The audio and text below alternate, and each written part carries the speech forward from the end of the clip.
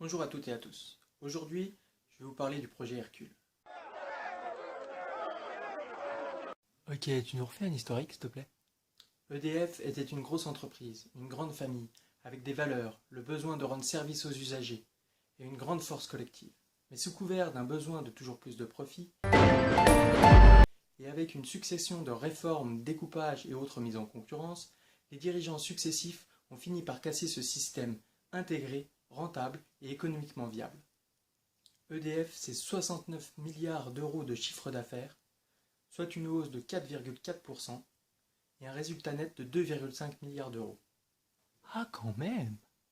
Oui, et cette fois la volonté est d'isoler les activités de la production, hydraulique et nucléaire, du reste des activités du groupe et de découper méticuleusement l'entreprise afin de mieux pouvoir la privatiser. Le but annoncé est de sortir EDF de la dette et de favoriser les investissements. Ah ouais? Et comment ils vont faire ça?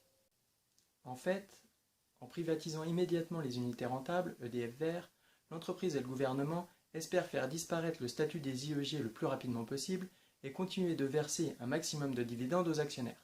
En parallèle, la production, EDF Bleu, serait de nouveau nationalisée ou pseudo-nationalisée pour permettre le report de la dette sur l'État, donc sur la population, et permettre de nouveaux investissements.